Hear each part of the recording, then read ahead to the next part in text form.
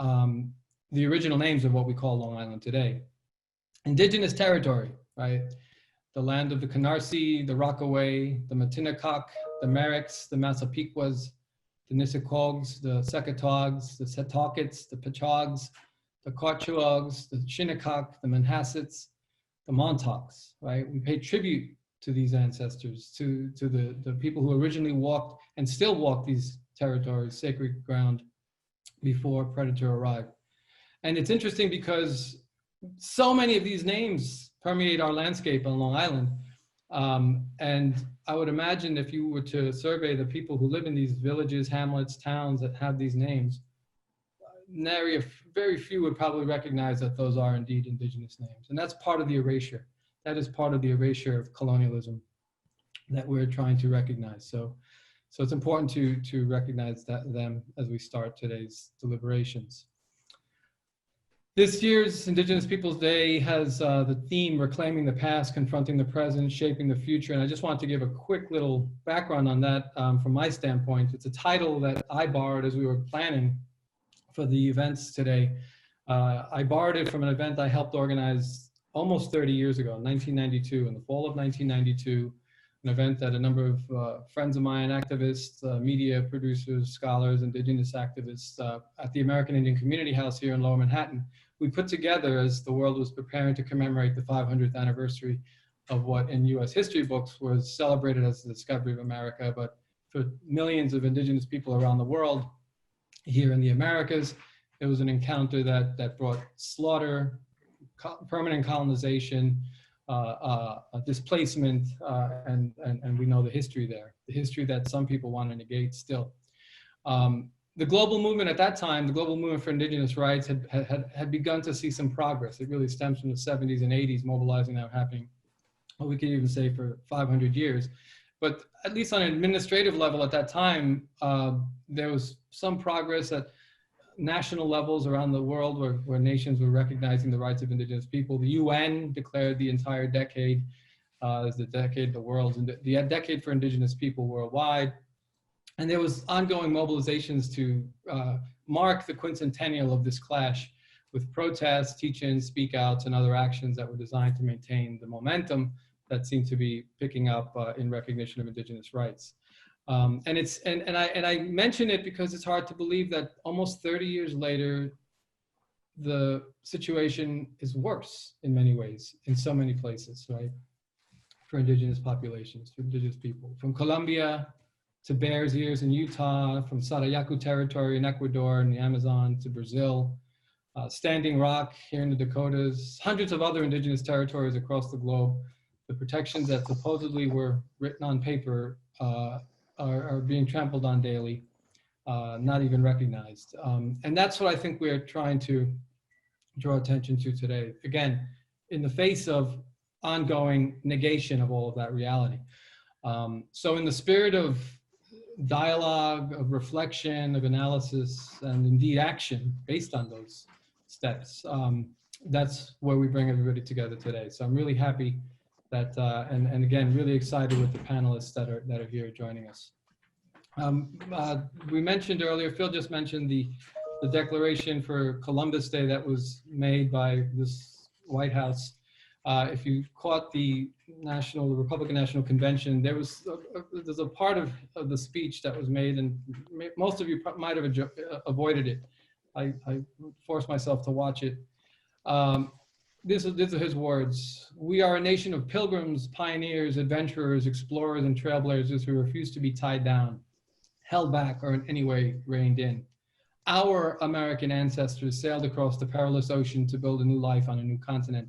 They braved the freezing winters, crossed the raging rivers, scaled the rocky peaks, trekked the dangerous forests, and worked from dawn till dusk.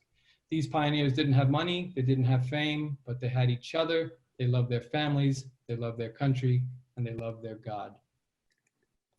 That's the truth that he's trying to stamp and make permanent and continuum. And that's what we together here, hopefully, podemos depositar nuestro granito de arena, our little grain of sand, to resist that kind of negation, that kind of colonization. And so that's what this event is about. And hopefully you can all join us for the next the two sessions afterwards. Today, we're reclaiming the past in this session, confronting the present in the next session, where we will look at mobilizations and resistance to ongoing invasion and encroachment on Indigenous territory. And then finally, shaping the future, why we have to keep this going. And we can't just let it happen during a day like today, but on an ongoing basis. So I want to introduce Becca Lo Presti, a great student, one of my favorite students at Hofstra University, a senior at the university who's majoring in history, has a very good sense of history, and she's a fellow at the Center for Civic Engagement, who's basically been instrumental in putting this stuff forward. So Rebecca, take it away, and I'll keep my mouth shut for the rest of the event. Thank you so much, Mario. It was a dazzling introduction. Not really sure if I deserve all that, but thank you. So hi, everybody. Thank you so much for joining us. My name is Becca Lo Presti. As Mario said, I'm a senior history major at Hofstra, and I'm also a fellow at the Center for Civic Engagement, which is how I was able to help participate in the collaboration of this event. So just first of all, for those of you who have never attended a Zoom event before, I've muted everyone except for the panelists, and I'm going to ask that you keep it that way, so that way only the speakers will show up on your screen. And then the best way I personally find to watch a panel is to make sure that you have speaker view selected. So if you wave your mouse in the top right-hand corner, you can click speaker view, so that way only the person speaking will show up on your screen, and that kind of makes it seem like you're in person again. So today, I am honored to have three absolutely amazing panelists with me, and I'm going to ask them to just give a brief introduction of themselves, as well as their location, because we're kind of spread out all over the country right now, which is really great, as well as their background. So I'm going to ask Stephen Newcomb to go first.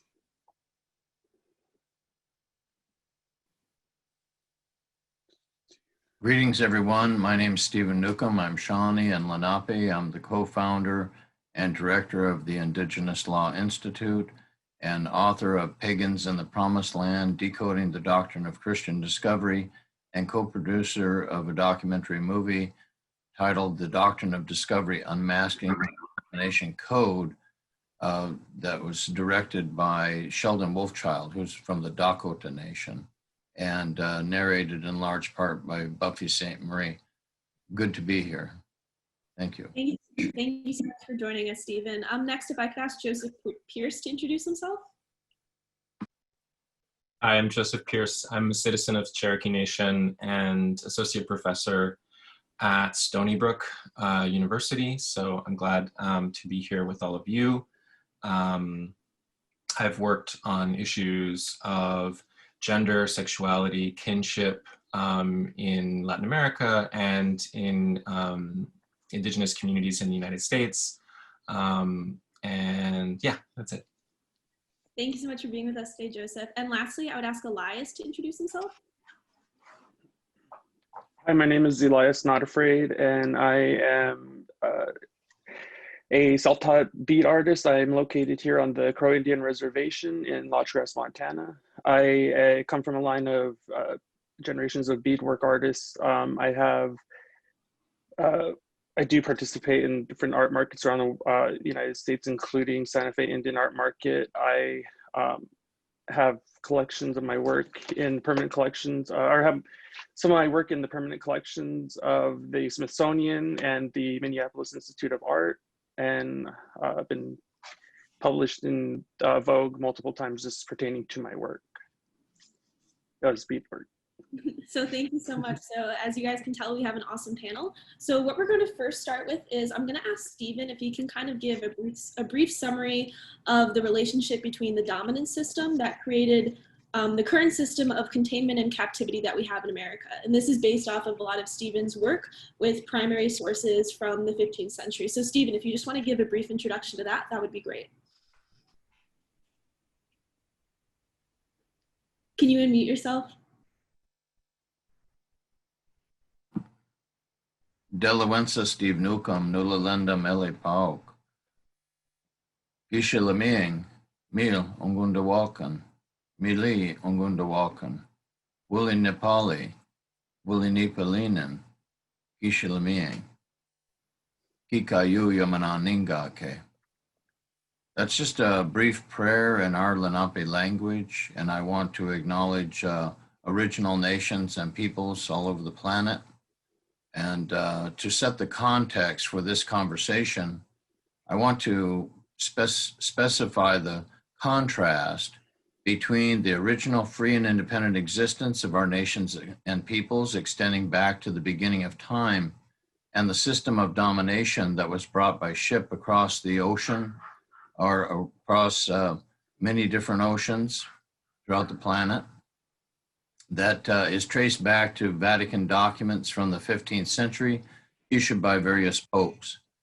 And having investigated those documents for decades now, researching the Latin and the English, I'll get into a little bit of that. But I first wanted to acknowledge that we have this amazing legacy as original nations and peoples of tremendous accomplishments, linguistically, culturally, spiritually. We have something that we can look back on in terms of the models of ecological sustaining our places, our sacred places, and the life forms there, based on original instructions and teachings, and the way in which our languages were designed for that purpose. For example, if you take the word or the sound la in Lakota, the Lakota language, that means a deep affection. And so the deep affection is there in the language, the Lakota language. It's designed for prayer and deep affection for all forms of life.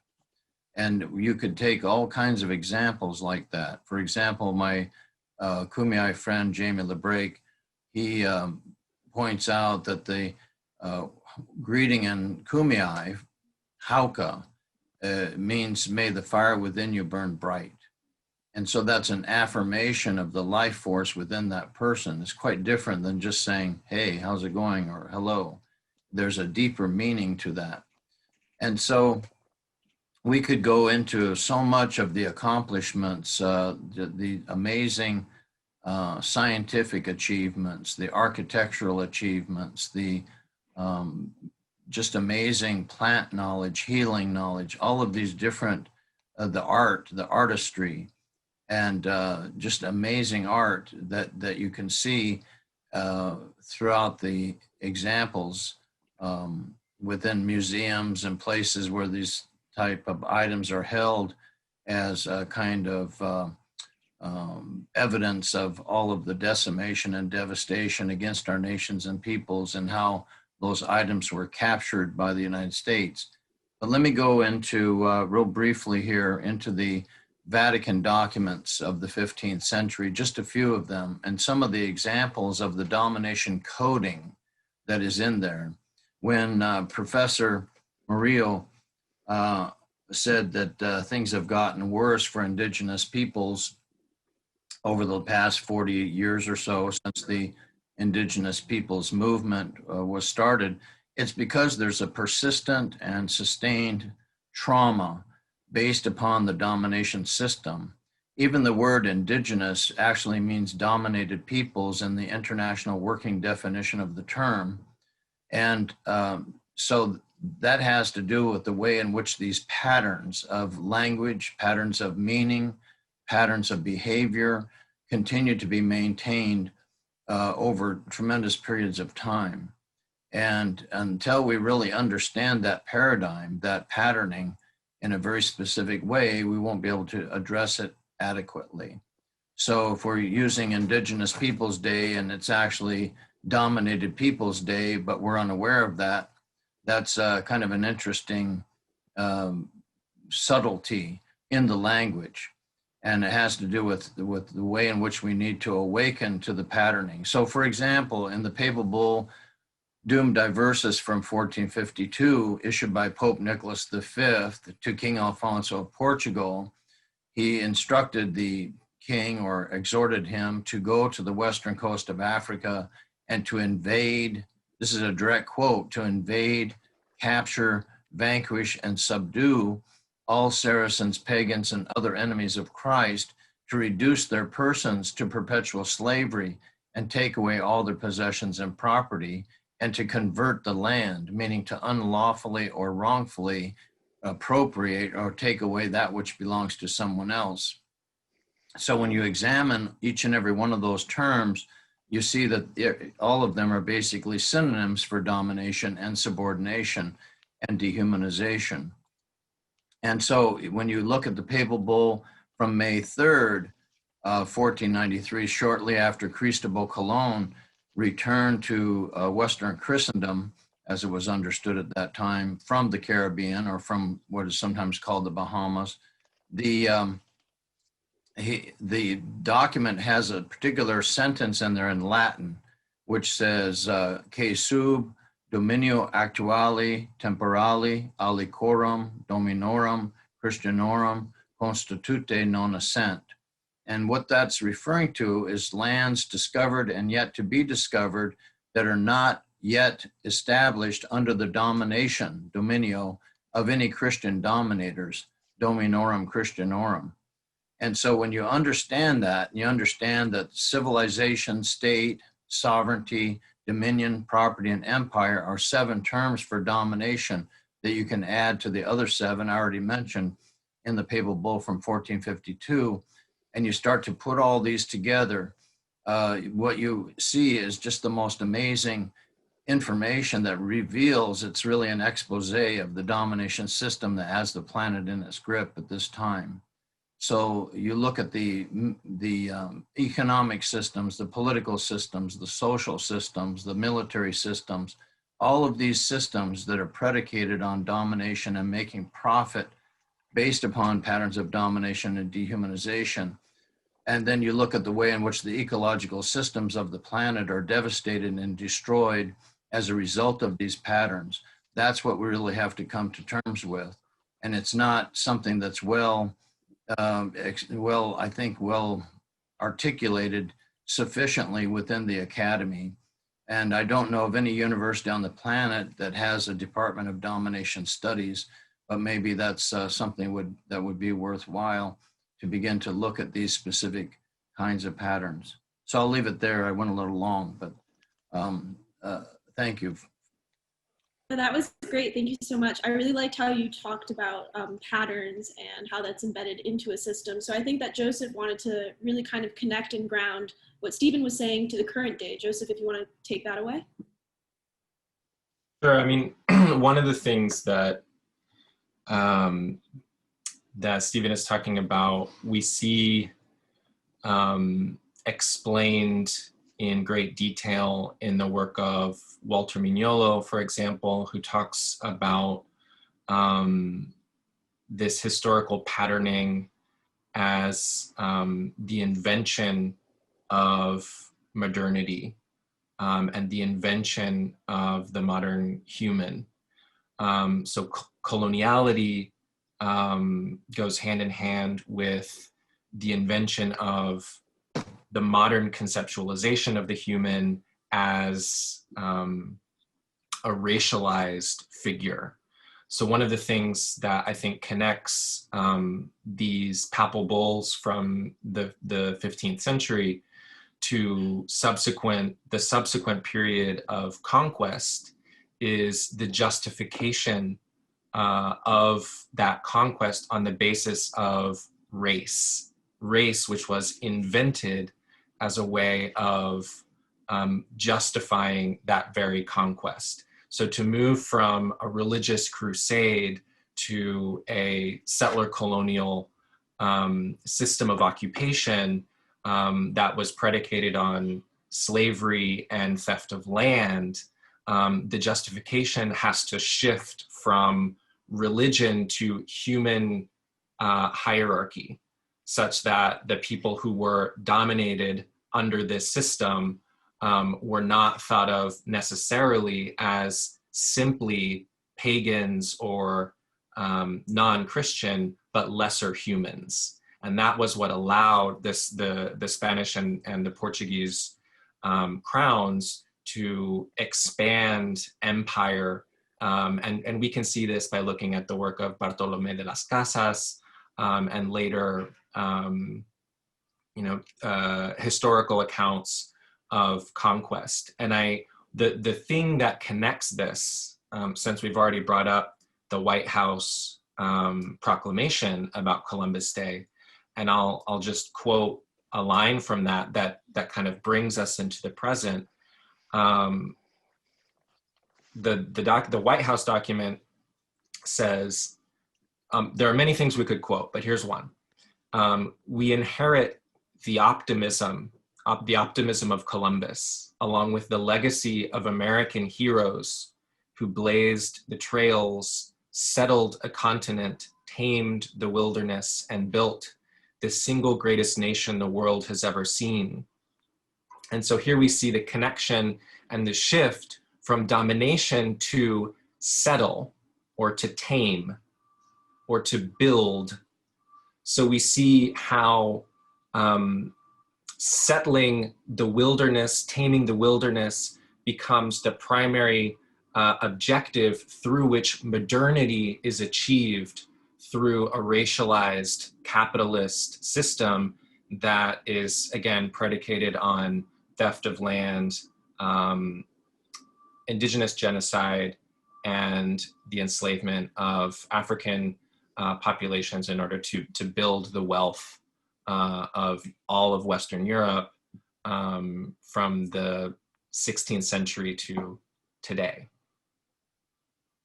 Great, thank you so much. So I know we talked about this a little bit prior, but do you want to elaborate how we see that not only today with the Indigenous rights movement, but also, for example, in the current Black Lives Matter movement, where we've been seeing people taking down statues of certain historical figures. I know for people who attend Hofstra University, there's been a lot of contention about the presence of a Thomas Jefferson statue. Joseph, do you want to elaborate on that?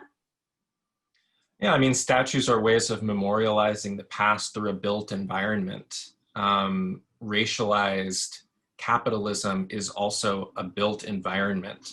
So the debates and the controversies around what to do with statues to Columbus or to Confederate generals or to Jefferson, I think aren't so much about what those people did, so much as what our ethical responsibility is towards that past, and how we value that past in the present. The conjunction of Black Lives Matter protests and Native rights protests on Columbus Day, for example, is something that takes the systems of inequality to task because they perpetuate the dehumanization of people of color. That's the link, at least in my experience, that the connection through white supremacy as both a built environment and an epistemological framing of how we see the world. That's the thing that needs to be toppled. The monuments are simply a manifestation of that epistemological framework. Great, thank you so much for that. So I'm going to kind of shift the conversation in another direction so that way we can talk to Elias. So as Elias had previously mentioned before, he's a beadwork artist, and he's been doing this now for I think about 15 years, and his work is incredible. He actually just was able to announce a partnership that he did with Wells Fargo in order to help design like credit cards for them, and it's absolutely incredible. But I think Elias wanted to speak more about how his experience as a beadwork artist using Indigenous techniques has been influenced over time. And this is an aspect of Indigenous culture that not a lot of us have necessarily heard about or learned about before. So Elias, do you first want to talk about the history of the bead trade? Because as someone who works with a lot of beads, I'm sure that you're very well acquainted with that. Yes. So what I do is, my work is with beadwork, and I like to research and study, going back into the past and researching what our ancestors did and how they came by these, beads and different types of shells and stuff. So, with the bead trade, and just some of my some interesting facts that I've learned over the years of just studying about the bead trade, is that with the Italian glass company, or these bead manufacturers out in Italy would experiment with making the mixtures of different beads. So say one color, the Cheyenne pink, they have a mixture of gold to make that color.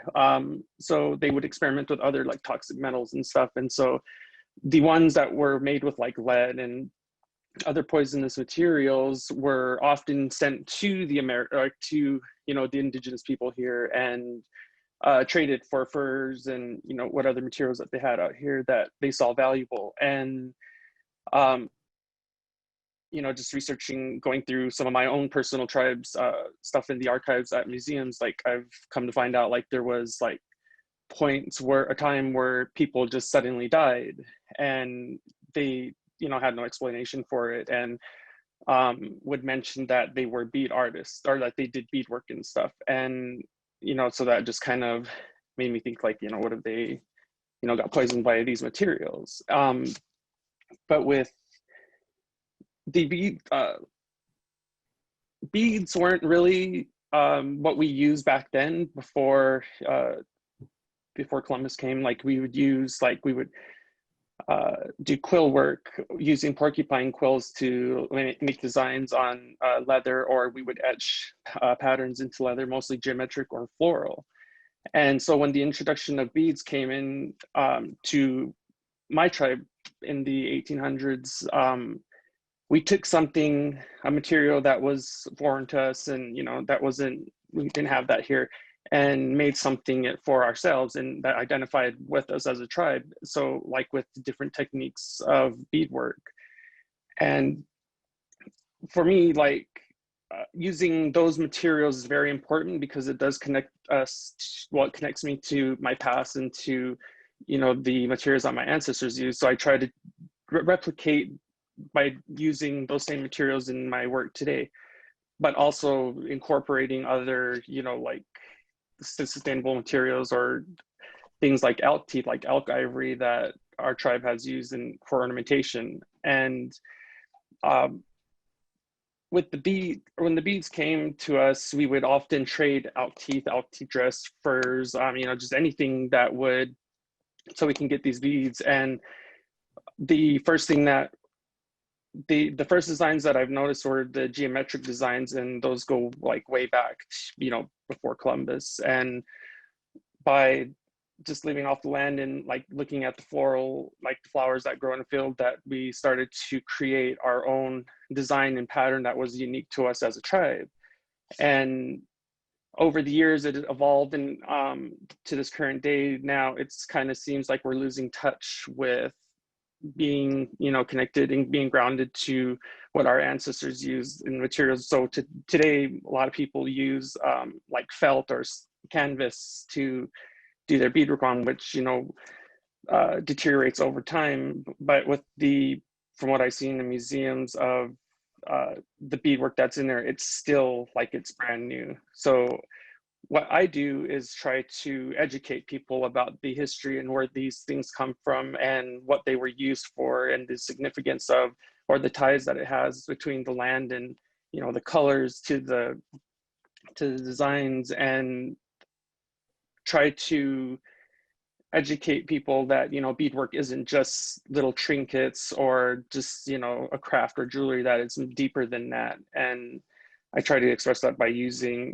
the same materials that my ancestors used. So Elias and I have met a couple times before in planning for this panel, and he's been explaining some of his projects to me. Elias, would you mind talking about the ceremonial dress that you're making with the elk teeth, and why this project is so monumental and important to you? Yes, it's one project that I've wanted to do for since I was small, and it's an elk tooth dress where the amount of elk teeth that are on a woman's dress, that is about probably, usually they say 300 or 365 elk teeth minimum, or minimum per dress. And with elk ivory, like the elk only have 2 ivories, and that's the top. And they, over time, when like the carcass of the animal dies and the bones deteriorate, the only thing that's left is the ivories. So for crows, we use that as a like a metaphor for like love, and you know, we consider them like diamonds. They're very valuable to us because you can only get 2 per elk. So the dress that I'm making is to pay homage to, you know, back to the original dresses that were made, but then also put my my own personal aesthetic and, you know, flair to it.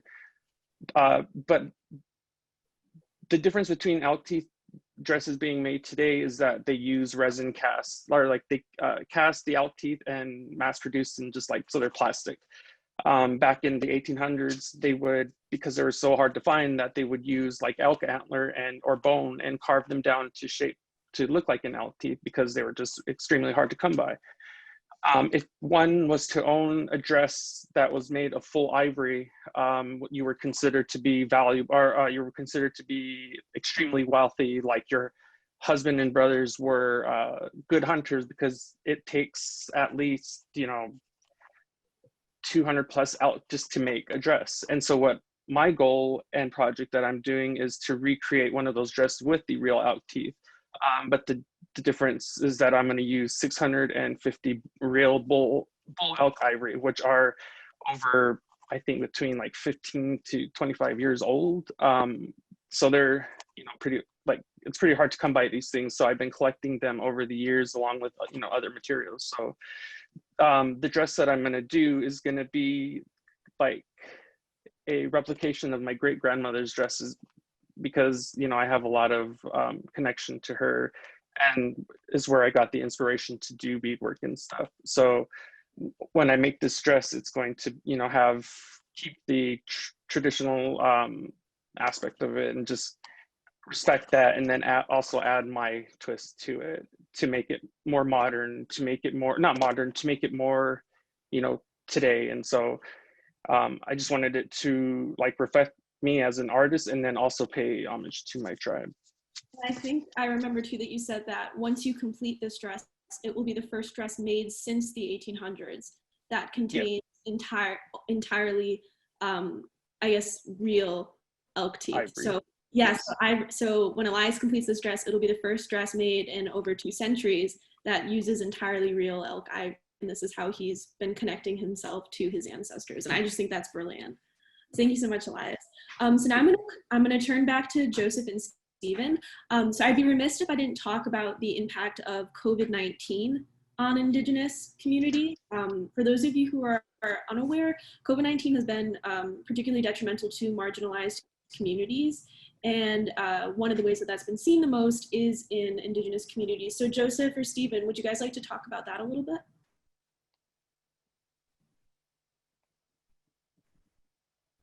I think, I mean, it's hard. I don't want to talk about that, but, you know, the thing about, we've seen devastation. We've seen what people call unprecedented devastation. And yet we who have lived through multiple unprecedented devastations remember that this is not the first time. This is not the first apocalypse we have lived through. And I think that that is heartening to a certain extent. And when we look at that in relationship to the response of the federal government to the need in Indigenous communities for adequate resources, we have to remember that the lack of resources is a direct result of the colonial condition that was imposed by the US federal government on Indigenous communities. So it's not an accident that there are fewer hospitals in Indigenous communities. It's not an accident that there are larger distances to travel to get adequate healthcare, that there are that it's more difficult to access water and medical equipment, precisely because Indigenous communities have been marginalized, and the treaty relationships that our nations have with the federal government have not been upheld by the federal government. So this is a dereliction of commitments, of promises made by the federal government to provide resources to Indigenous communities, which we didn't, ask for, but the only way for most rural Indigenous communities to receive adequate healthcare is through support from the federal government, particularly in times of great economic stress, because the economic drivers of those very communities are being negatively impacted by the lack of tourism or other types of industries that those communities have. Yeah, thank you for talking about the connection between colonialism and the systematic removal of Indigenous people with the current infrastructures that exist in Indigenous communities right now. I recently had a conversation with one of the public health directors at Hofstra who referenced the phrase, in times of like health crises, your zip code matters more than your genetic code. And that's because so much of a community's reaction to a health crisis and a person's accessibility is their location. And in the United States, Indigenous people and other marginalized communities have been systematically put into places where infrastructure does not exist. So thank you so much, Joseph, for that contribution. Stephen, do you want to elaborate or add anything about that? Well, I think that from what I understand, many Native communities, or nations, such as the Navajo Nation and Lummi Nation and others, have been hard hit by this particular virus, SARS-CoV-2, I think it's called. I think it's important to look at the horrific health statistics on reservations even prior to this. My friend Virgil Killstraight, with whom I worked for more than 2 decades, a few years ago, probably about 8 years ago, he said there were 44 deaths on the reservation in 1 month. I mean, the death toll on reservations is extremely high to begin with, and somehow that doesn't capture the news, or it's just kind of life as usual outside of the context of this particular virus that's been such a challenge for folks.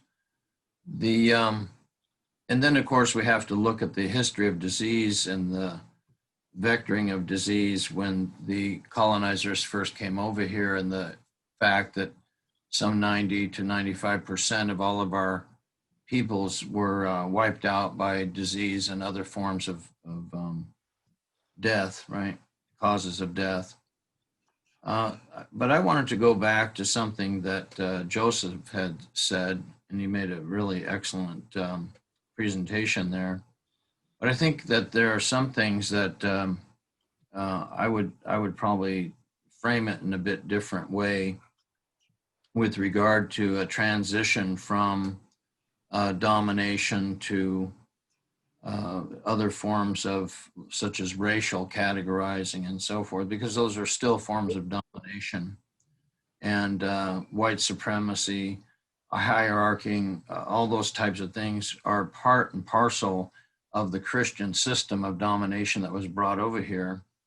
And it's a fact that the US federal Indian law system is premised not on a racial distinction. In fact, this is a very important point, because we have political differentiation from the United States, not a racial one. And that's in Supreme Court rulings. But the main decision, Johnson versus McIntosh from 1823, makes the very specific distinction between Christian people, that's a direct quote, used, that phrase is used repeatedly because of reference to various colonial charters from England, and what the Supreme Court termed natives who were heathens. In 1954, the US government filed a legal brief with the US Supreme Court in a case called Tehitan Indians versus the United States. And the issue was whether the Tehitan people, the Tlingit people, should receive monetary compensation for a theft of their timber, of their trees. And the Justice Department attorneys, the main argument was that they should not receive any monetary compensation because the Christian nations of Europe had acquired jurisdiction over the lands of heathens and infidels. That legal brief was filed the year before I was born. And the decision came down in 1955, written by Stanley Reed, and he had concurred with that reasoning, although in the decision itself, you won't find a reference to the Christian language, but he refers to Henry Wheaton's Elements of International Law, which states, among other things, that after going through the papal bulls and that history, and Johnson versus McIntosh, that the heathen nations of the other quarters of the globe were the lawful spoil and prey of their civilized conquerors. And I'll say one last thing about Stanley Reed and his dissenting opinion in United States versus Alsea Band of Tillamook, so people in Oregon. He said that the theory put forward in the Johnson ruling was that discovery, this is a direct quote, discovery by Christian nations gave them sovereignty over and title to the lands discovered. So this use of Christianity, the Bible, the Old Testament narrative of the chosen people in the promised land, as I illustrate and lay out in my book, is something that we really need to focus in on. And as much as race is a feature of US society and the use of racial categories to dominate people and subjugate them and even kill them and abuse them in various ways, imprison them and so forth, all those horrific symptoms of the domination system. For our nations and peoples, it's a very specific use of religion and Christianity and the Bible specifically. So I just wanted to add that to the mix. And no, that's a really important point. Thank you so much for adding that. I can see Joseph nodding. Before we get to questions, so if people want to start thinking of questions and putting them in the chat, I just wanted to ask Elias one more time. So Elias just put into the chat the link for the Wells Fargo card that he designed. I recommend that people go look at it. It's beautiful. Elias, do you want to talk about what the process was like for you to make this card? Yes. So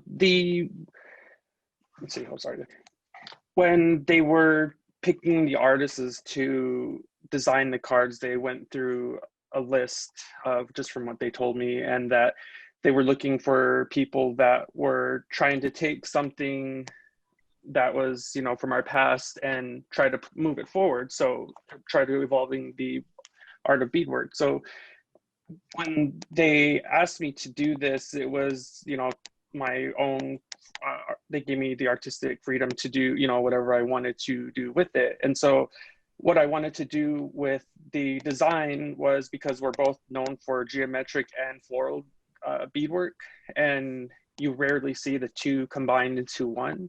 So my whole idea of it was to try to start a new form of beadwork design or patterns by incorporating both the geometric and floral design in one.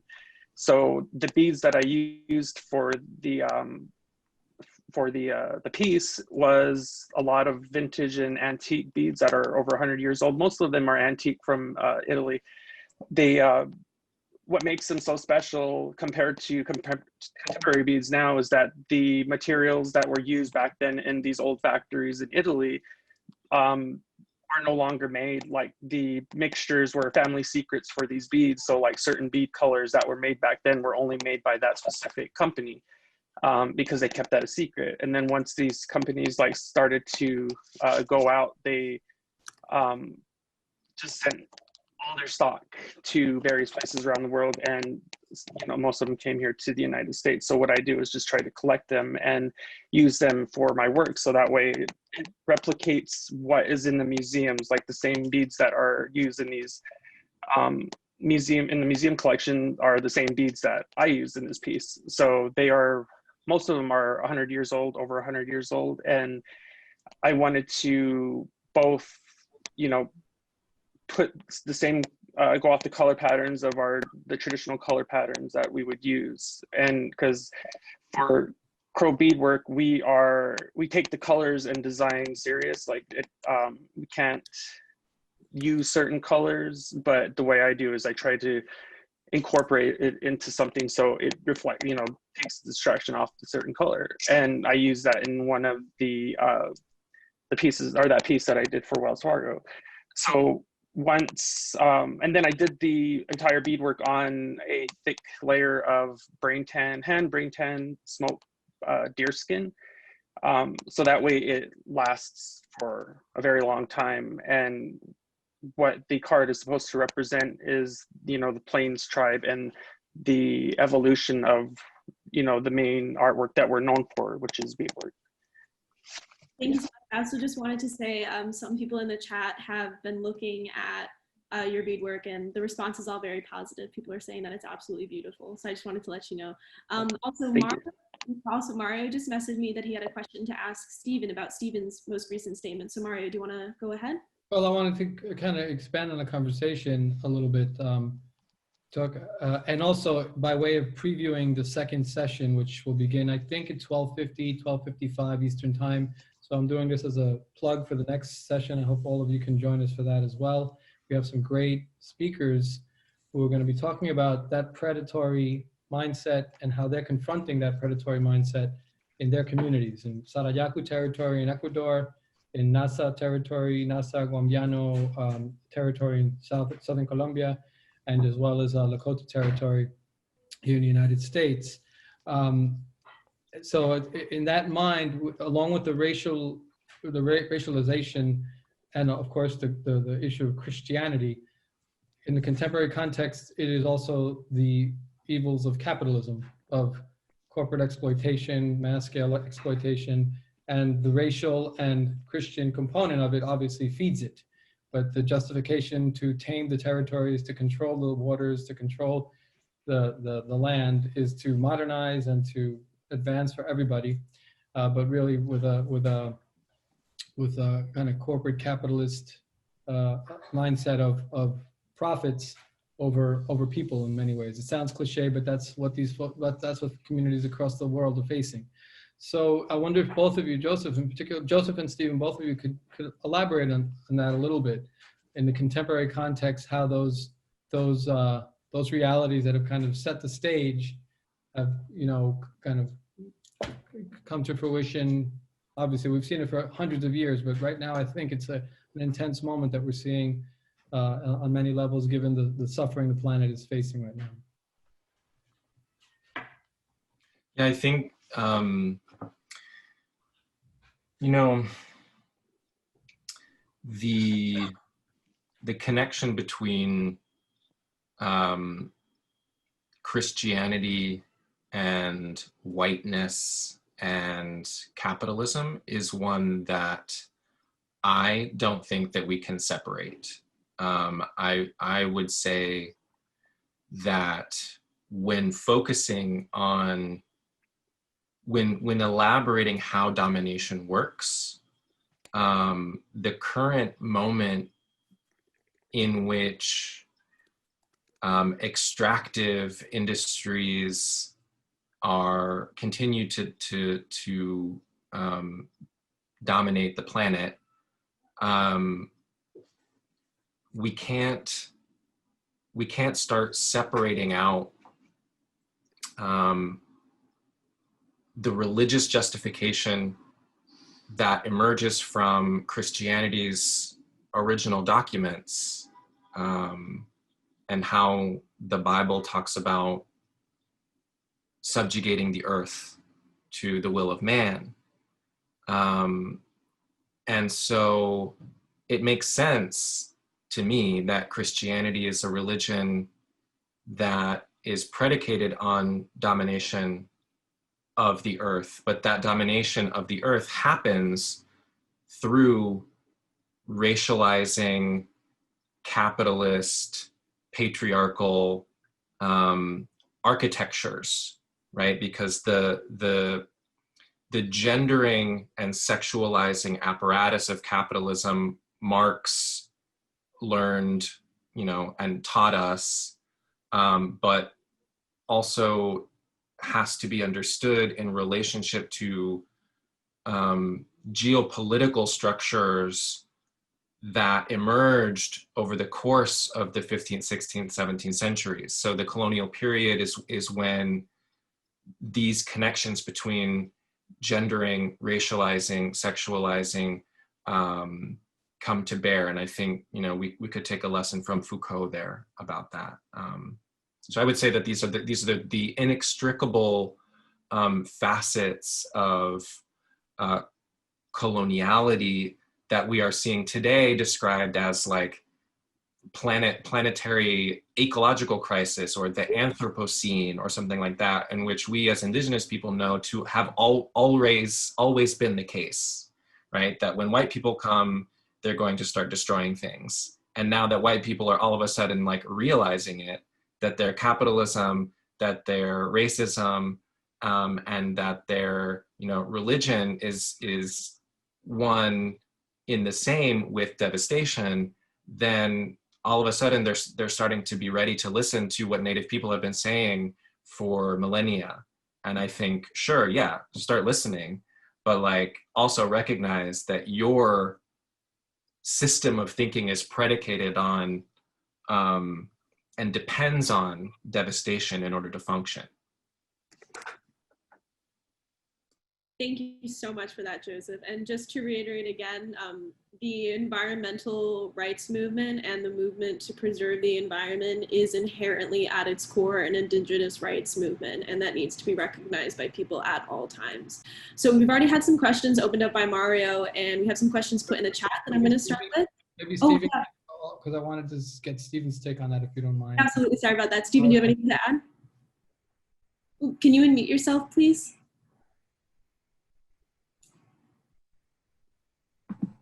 Thank you. Thanks.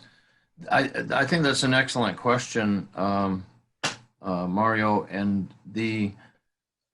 it's interesting when you think about a little formula that my friend Virgil Kilstraight taught me, which is land plus labor equals capital. And so land, the claim of dominion or property over the land, which is a claim of a right of domination over land and over people. And the whole matter of whether certain categories of people are actually humans or not, and how they're defined as non-human. And the claim of a right of domination is the basis upon which profit or capital is established. And so that's at the root of everything. And Johnson versus McIntosh is considered the cornerstone of property law in the United States.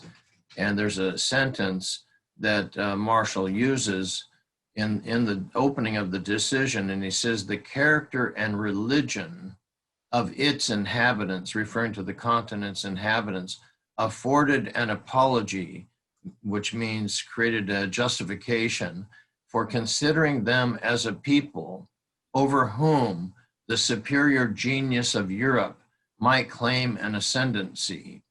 And when you look at that word ascendancy in Webster's Third New International Dictionary as an example, it says controlling influence, governing power, domination. And so over whom the superior genius of Europe might claim a right of domination is what Marshall is saying. So yeah, the invention of the white race is an amazing 2-volume publication by Theodore Poole, I think. I have to look up the last name. But and he pinpoints that the use of the term white came into the colonial record in Virginia in 1690. There's a very specific way in which that kind of use of the color spectrum to establish domination over others and to create divisiveness and divisions enters the history. But yeah, absolutely. The present day patterns of what I would call domination capitalism, with no regard to the ecological limits of the earth all emerge out of the same type of patterning and the same paradigm. Great, thank you so much. That was brilliant, both to Joseph and Stephen, thank you. One of the first questions that we have, and this is for Joseph, this is just a quick definition. Can you define what modernity is when you use it in your explanations?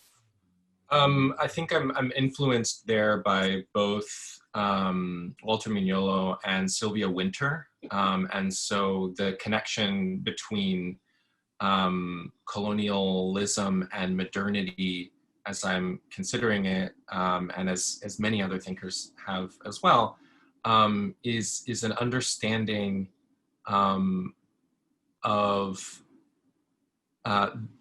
the creation of global trafficking in goods and people that gives rise to colonial empire. So modernity becomes coterminous with empire, which itself is a product of what Stephen is talking about, the rise of a paradigm of domination. Great, thank you so much. The next question that we have is for Elias. Someone was wondering, how did you get into your work? And then what was also your inspiration for your work? Okay. Yeah, so I am a self-taught beader. I started at the age of 12. I grew up here on the Crow Indian Reservation. We were, grew up in a poverty-stricken area. And we lived in such a rural area, which, I really didn't have much to do besides, outdoor activities. So like during the winters and stuff, we would be inside, and we lived in my great-grandmother's house, who I've never met, and who had a lot of these her beading materials and stuff that was there in the house, and her research material. And like growing up around it, I just never paid attention to it until I started to find the interest in beadwork. So I would take a pair of her leggings and take it apart, one part line out, and re-put it back together just to see how she did it, so I could like teach myself how to do it. So from just doing that, practice over the years, I developed like learning new different beading skills, like just the different beading techniques that are out there. And also with going into museum collections, I examine, the beadwork that they have there, because a lot of the techniques that are in these museums are no longer being used.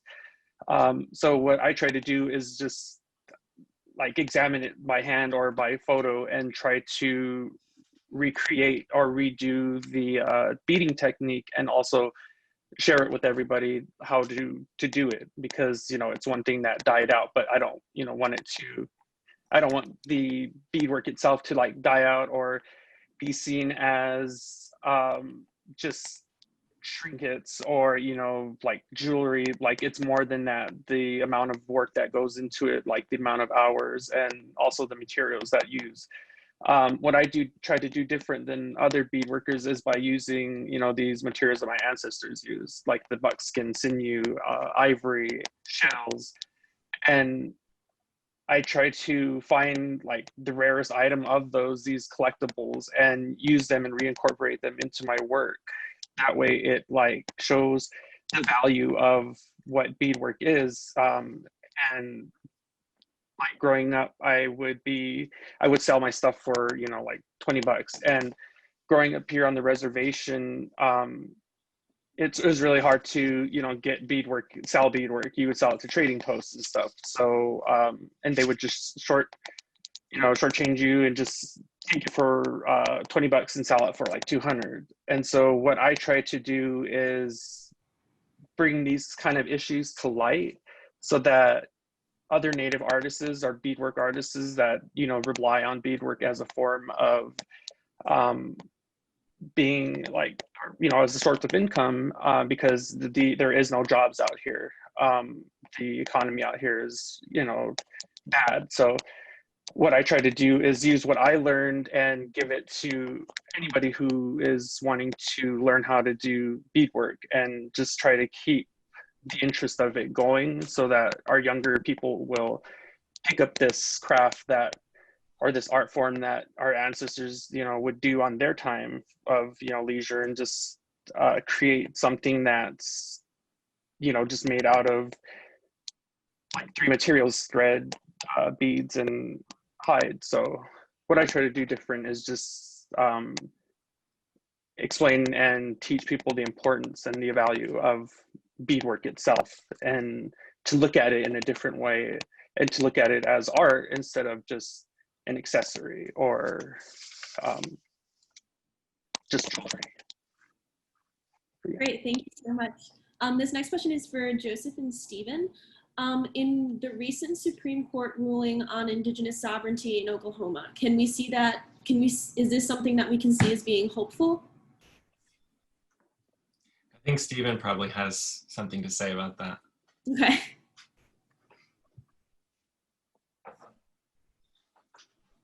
Well, I think it's funny. I mean, not humorously funny, but strangely funny that so many people have praised that decision, and really it was simply a fight over who had, whether it was the federal government or the state, had jurisdiction, criminal jurisdiction within the area and of the Creek Nation reservation boundaries, and whether that reservation continued to exist. In the sense of saying that the reservation does exist, that's certainly positive. Saying that it will exist until Congress decides otherwise is not positive.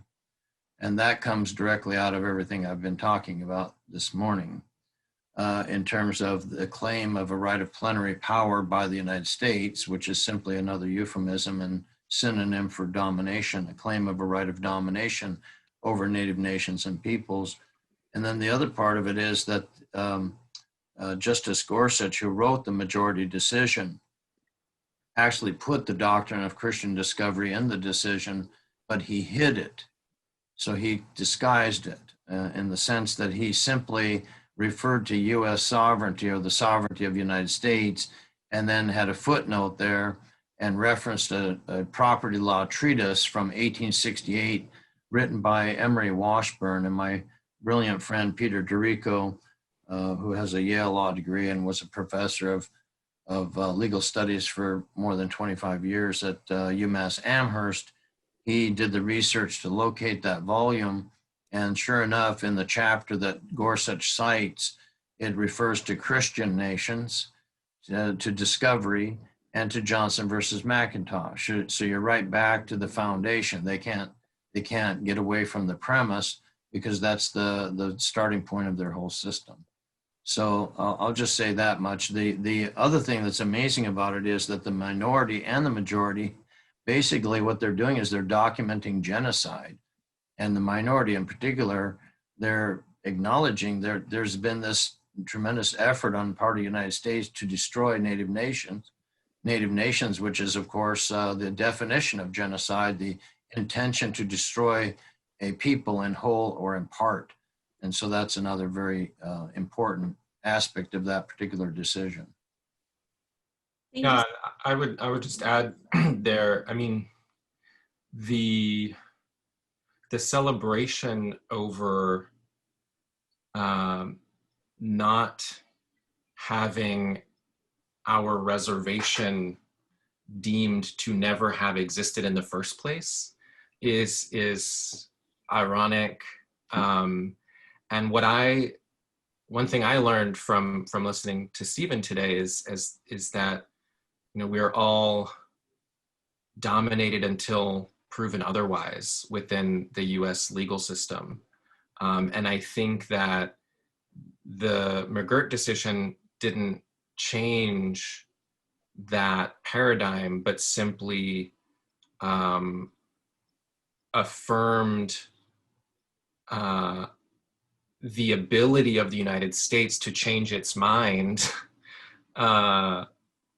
through Congress as opposed to through the courts. And so, you know, it upholds a type of jurisdiction, but it doesn't grant full sovereignty, because the United States will never be able to grant full sovereignty, because it actually, that contradicts its own foundational premise.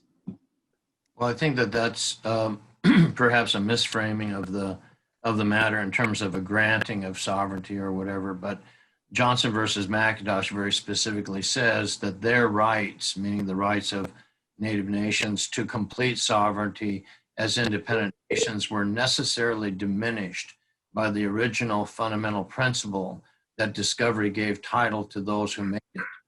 And in the decision, the McGirt decision, McGirt versus Oklahoma, it's saying that only Congress can decide that a reservation does not exist or no longer exists because of the plenary. Well, they don't specify plenary power. They reference lone wolf, which gets into plenary power, so they don't use that phrase. But in any case, then you have the head of the EPA supposedly granting regulatory authority inside the reservation boundaries. So that's not even a congressional act. It's a decision by a federal agency that supposedly can have primacy or supremacy over the Creek Nation within its reservation boundaries. So it's a much, it's very detailed and takes a long time to get into, but yeah, that's the one little difference that I would specify there.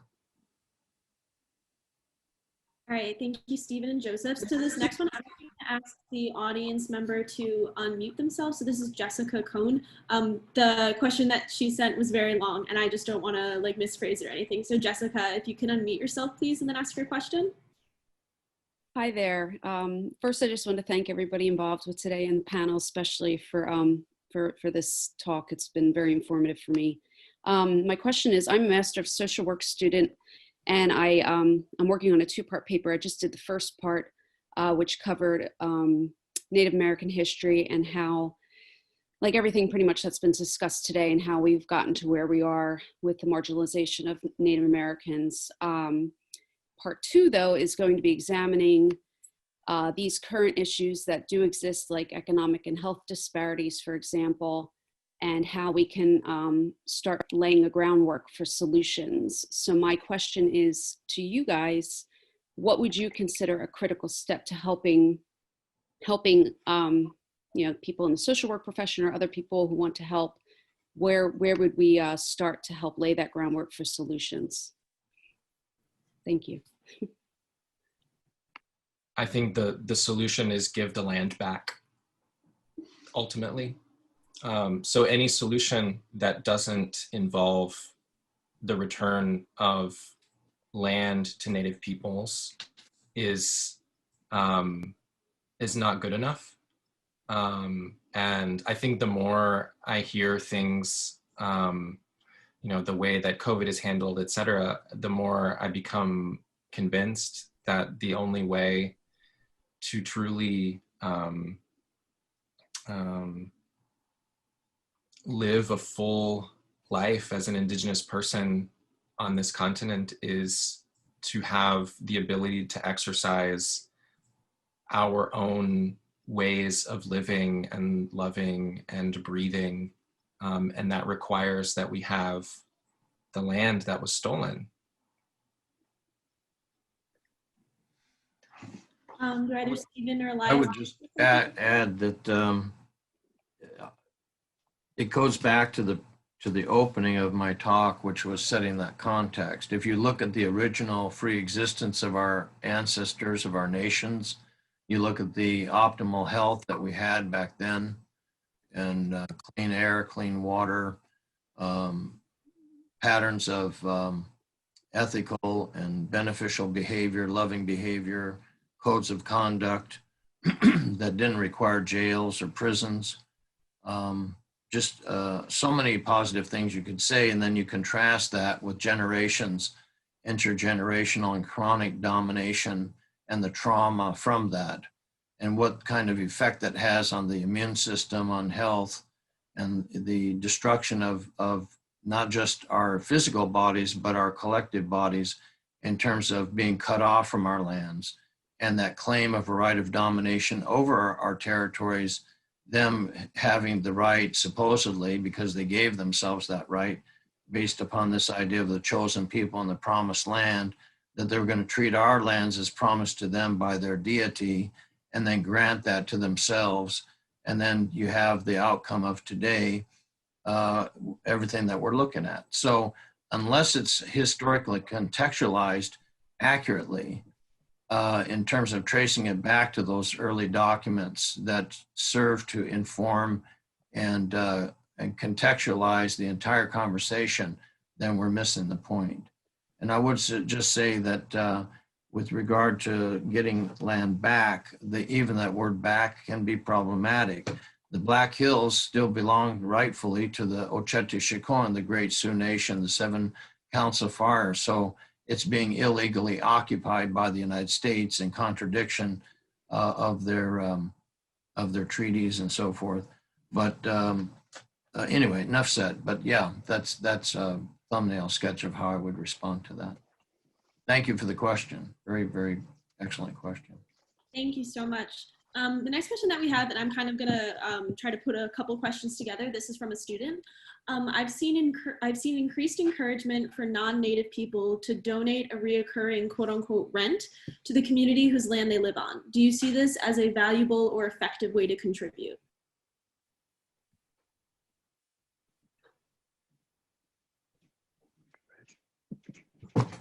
I don't know. I mean, you know, I donate to, like, I think in a way it kind of normalizes your occupation of stolen land that, like, I'm not sure that I'm down with. But, you know, if you want to be contributing, if you have economic resources that you want to contribute to Native peoples, please go ahead and do that. I don't know if paying rent, you know, symbolically or not is necessarily the right thing to be doing. If you can, you know, reach out to the communities that, you know, whose land you're occupying, maybe ask them what they want. Okay, great. Thank you. What do we do about the back rent? The back rent, yeah. I mean, you don't just owe us this month's rent. You owe us 500 years worth of rent plus interest. So, but you know, it is funny. It is fun. I mean, all kidding aside, it's interesting that the idea of rent, landlord, property, all these concepts really emerge out of that same domination system. So I think that's interesting to look at what it does normalize and what it fails to question, what it fails to call into question. I'm not opposed to people supporting Native nations whatsoever, but I think we have to just always get deeper into the nuance of the terminology and the overall framework. I just wanted to say, Stephen and Joseph, in the chat, you got a lot of reactions for saying, what about the back rent? So people really liked that. This next question is, seeing where the US is right now, especially with the rise in racial justice, what direction do you all see your respective work going or focusing on 10 years from now? So basically, where do you see yourselves in 10 years? Sorry, that sounds like a dating app question, but yourselves in 10 years. So I'll just go. So what I try to do with is educate, you know, people about like the beadwork and stuff, but also to support Native communities, as in, you know, by buying directly from local artists or local businesses is another way of like supporting the Native community, and instead of just, you know, donating stuff. The way that let's see, I'm sorry, I kind of got lost there. With like helping Native community and stuff, what I was trying to answer this question before, like the previous question, but so like, you know, with reaching out to like how to help with Native communities, I, you know, encourage people to like buy directly from local artists, because that's, you know, the people that you're buying from, it goes directly to them instead of buying through like trading posts and pawn shops and stuff that do, or other people like third-party businesses that try to you know, sell beadwork for other artists, but at an inflated price where they get a majority of that profit. So it's really like, you know, just taking away from Native communities. But what I would like to see myself in 10 years is to like educate more people and teach people how to do these techniques and stuff that our ancestors did, and try to keep them alive, and evolve it to the point where it's not just looked at as powwow beadwork or trinkets, stuff you find in like gift shops. It's more than that. They're heirlooms that we as Indigenous people will create something and pass it down through generation and generation. So for me, I would like to see myself, like where I see myself in 10 years is to try to educate people more on not just beadwork but Native art as in general, and to support Native artists. Yeah. Thank you so much, Elias. Stephen or Joseph, do you guys want to add something? Because if not, we have a lot of questions. We don't have a lot of time. I'm going to try to ask one more if you don't want to answer this one about 10 years. All right. Joseph, yeah. I think in 10 years, I'll be where I need to be. I try to have I try to live on ancestral time rather than settler time.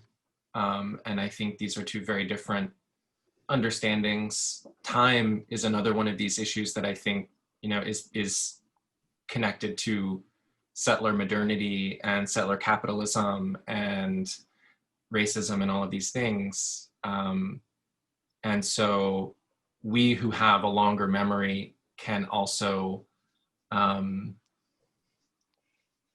live in a way that is more grounded in our own traditional understanding of time. And I think that's where I'm trying to go, Thank you so much, Joseph. So there are a lot of questions putting into the chat right now. Unfortunately, we only have time for one more, and this is a question that was asked early on. But what are some of the different ways that we can support Indigenous artists and scholars for people who don't necessarily have the financial stability to buy? Well, even just sharing on social media does support a lot, because it's not just it opens up, like spreads the word to other, their friends and whatnot to, support these artists. So if the person can't, buy direct or buy the art, another way of like showing support would be, through social media, because like the time that we're in now, everybody's just glued to their phones. So by spreading the information or just about their work and stuff on their social media does go farther than, you would expect. So I think that would be one way to support, Indigenous artists or scholars too. So, yeah. Thank you, Elias.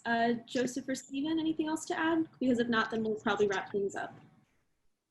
Oh, I have thoughts about this too. I mean, one thing I would say, is